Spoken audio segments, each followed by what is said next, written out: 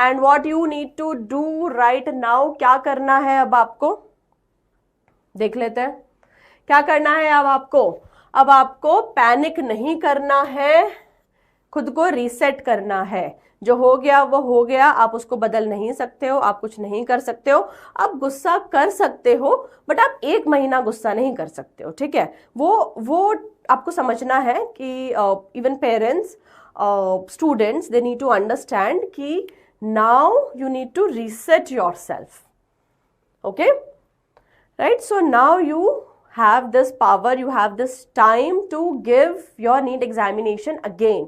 So once you have been through the entire process, पूरा process आपने देख लिया है, ठीक है, तो अब जो NEET आप देने जाओगे ना, आप कम एंशियस होगे, आप कम पैनिक करोगे, आपको पता है अब कि आपका एक्सपेक्टेशन अब सेट है, कुछ सरप्राइज नहीं मिलने वाला है अब आपको, isn't it? कोई सरप्राइज नहीं है, ठीक। तो याद रखो कि वीक चैप्टर्स आइडेंटिफाई करना है और उसको अटैक करो सबसे पहले। तो नीट आप ऑलरेडी दे चुके हो, बहुत सारे मॉक टेस्ट आप दे चुके हो, अब आगे और फुल लेंथ मॉक टेस्ट दो। किस टॉपिक में आप वीक फील कर रहे हो, कौन सा आपका वीकर टॉपिक है, सब टॉपिक है, ग्रेन्युलर लेवल पे जाओ और उसको पहले सॉर्ट आउट करो, right. Now remember, shift to NCERT mastery. तो चाहे 3 मई वाला नीट हो या री नीट हो, डेफिनेटली वो एनसीईआरटी बेस्ड ही आएगा पेपर, राइट। सो मेमोरी तो डेफिनेटली इंपॉर्टेंट है, बट इसके अलावा भी याद रखो कि कंसेप्चुअल डेप्थ में आपको जाना है।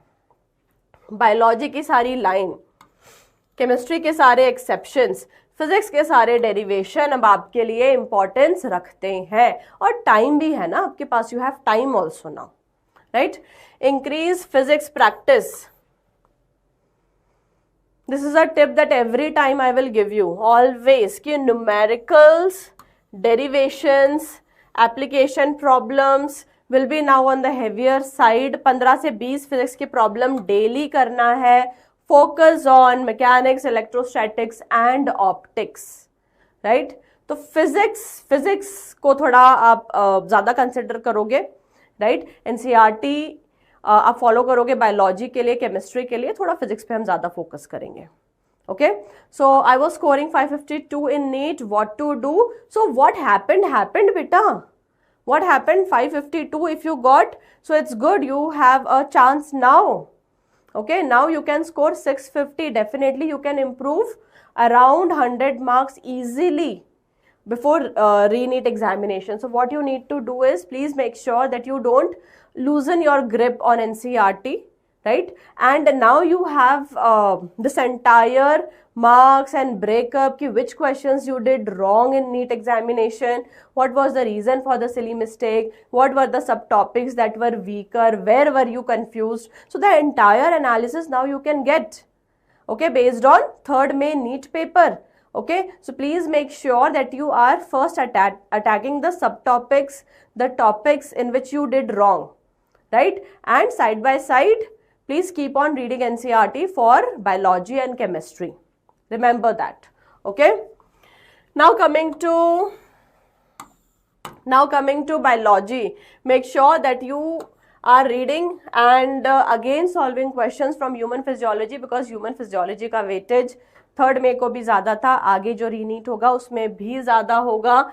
इकोलॉजी, केमिस्ट्री में ऑर्गेनिक इक्विलिब्रियम, फिजिक्स में इलेक्ट्रोस्टैटिक्स, ऑप्टिक्स, मॉडर्न फिजिक्स, ठीक है, इनको सबसे पहले पिक करो और इसके क्वेश्चन सॉल्व करना शुरू कर दो। फुल लेंथ मॉक टेस्ट देने का अब बहुत ही अच्छा अपॉर्चुनिटी है। Please make sure that at least 6 से 7 आप फुल लेंथ मॉक टेस्ट दो minimum, I am saying, before re NEET, okay. My score in 3rd May exam was 625, but my physics only 100. So now you know ना बच्चा सागर, now you know कि अब जो है बहुत अच्छा मौका है कि आप अपने फिजिक्स के स्कोर जो है बढ़ा सकते हो। डेफिनेटली 100 से लेके आप उसको आगे जो है ले जा सकते हो, but for that you need to understand कि कहाँ पे आपने जो है प्रॉब्लम फेस किया था, वो सब टॉपिक क्या था, वो टॉपिक क्या था। Please make sure that you are solving more and more question related to it, right. So please make sure you are checking the NTA website for any notifications, for any announcements, okay, and only follow NTA website। और बाकी sources से information gather करने से अच्छा है आप NTA को ही follow करो।